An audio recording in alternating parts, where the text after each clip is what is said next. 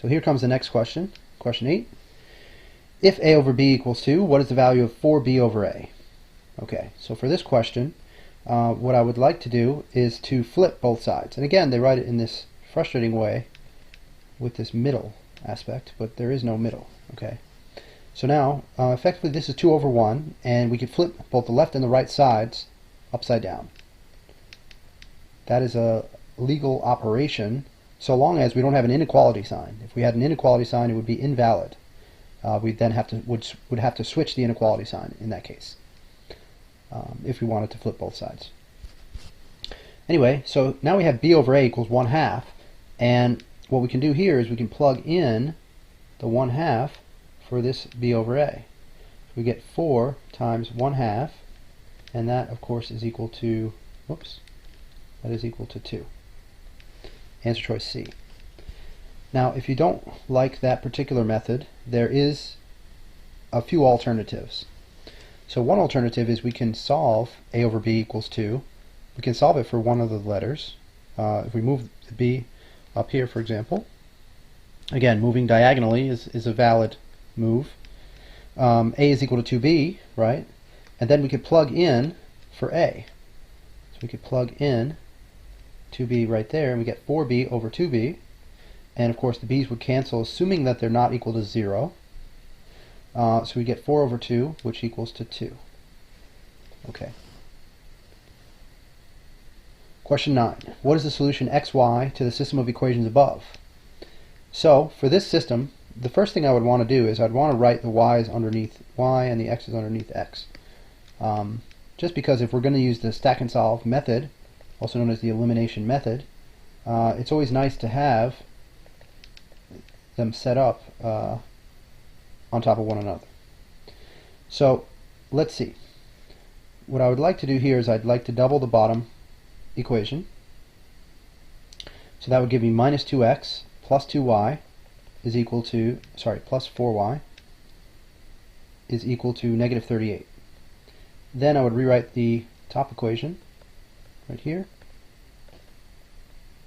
And now notice that the middle terms are both the same. So this is a thing that I'm allowed to do because I'm changing the left side and the right side. So if I know 2 equals 2, I'm allowed to multiply by 3, and I get 6 equals 6. The equation still holds. So I'm always allowed to multiply left and right side by a constant, which is what I'm doing in this case. Okay, so my new system of equations, I'd like to use elimination method, also known as stack and solve, in order to get rid of the y's. Okay, so the first thing I do is I would negate every single term in one of these two equations. I'm going to choose the top equation. Okay, so this minus will become a plus 2, and this plus 4 will become a minus 4, and this minus 38 becomes a plus 38. So effectively what I've done is I've negated every single term, left and right sides. Effectively I've multiplied by negative 1 on the entire equation. And just as we see before, multiplying through an equation by a constant, left and right sides, is valid, right? So long as I don't have a inequality. So if I had an inequality, x is less than 2, and I multiplied through with a minus sign on all the terms, that would make it invalid, because then I'd have to also switch the inequality sign. Okay? And effectively those are the only two differences. As we discussed before, if we had, for example, 1/2 less than x, if we flip both sides, or sorry, I should actually make it 1 over x. If we flip both sides, we would get 2 is less than x. So we'd have to also switch the inequality sign. Right? So that's rule 1 for inequalities that makes them different than equations. And the other rule is if I have negative 1 is less than negative x and I switch it to positives, I also have to switch the inequality sign in that case. Okay? So those are the only two rules that make inequalities different from equations. Okay. Anyway, so we're back here to the problem, and we can cancel out these because negative 4 combined with positive 4 is 0. 2 combined with 3 is 5, so you get 5x. And here we're going to get a 7 and then an 8 if we count up from 23. So that makes 15 total. Then we divide by 5, and we get x equals to 3. Now once we know our x value, we can come to these choices, and this is the only one that has the correct x value. So normally I'd have to plug back in to find out y. and I could plug back in either the original equation or this equation here.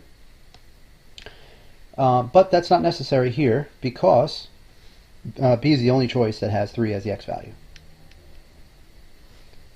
Okay, question 10.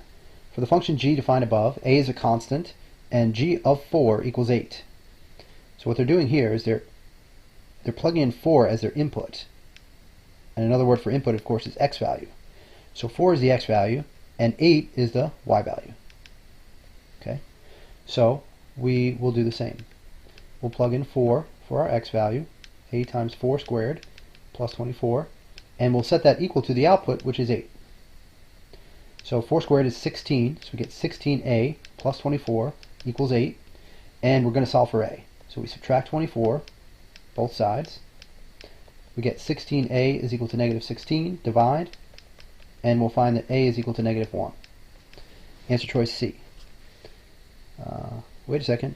So we should always check, and this is a good habit to develop, as you're circling your answer, always check to make sure you're answering the right question. And in this case, they are not asking for a, but rather g of negative 4. So now that we found out what a is, g of x would equal negative 1 times x squared plus 24. Now, if we want to find g of negative 4, all we have to do is plug in negative 4 for our x value. Right? And negative 4 squared is 16. 16 times negative 1 is plus 16, or minus 16, plus 24, and 24 minus 16 is 8. So we end up with 8, which is actually the same as what we had here. And for those of you who have done Algebra 2, or even pre-calc, you'll notice that this function, regardless of what a is, the function is an even function.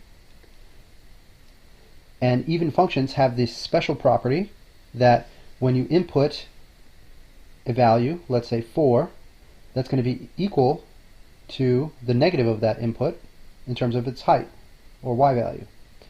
So one way to visualize this is to look at a parabola. And the parabola will have, at let's say negative 2 and positive 2, it will have the same height as each other.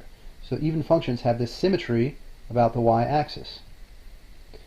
And the way to tell that this function is an even function is to look at the polynomial structure. So here you see that this is x squared and also x to the 0. Both exponents are even in their number. So that's when you would know if it has all even powered polynomials, that would make it an even function, right?